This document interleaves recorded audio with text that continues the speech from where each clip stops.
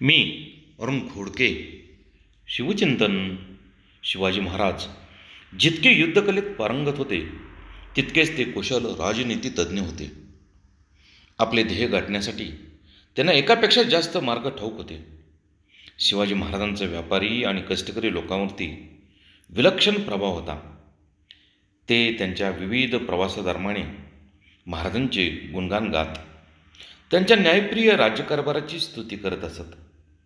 व्यापारीही इतक्या खुबीने करत की जणू तटस्थ व्यक्ती आहेत हे सर्वजण सहजपणे घडत असे वाटत असे. महाराजांच्यामध्ये कुशल सेनापतींचे सर्व गुण होते. विशेषतः निर्णय घेण्याची क्षमता आणि विलक्षण वेग, जो युद्धाच्या बाबतीत नेहमीच निर्णायक ठरतो.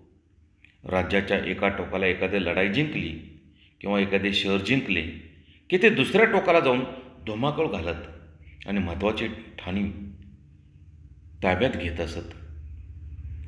या वेगवान हालचालीमुळे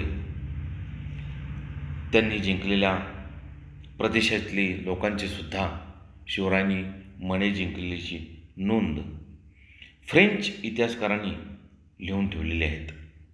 शिवाजी महाराजांचा काळ विजापूरचे अनेक शहरे ताब्यात घेण्यात घालवला आणि अखेरीस मोगलांना पटवून शाहिस्तेखानावर हल्ला त्यांनी स्वतःच्या योजनानुसार आखला, अशी नोंद त्यांनी करून ठेवली आहे. बहुत काय बोलणे. राम कृष्ण हरी.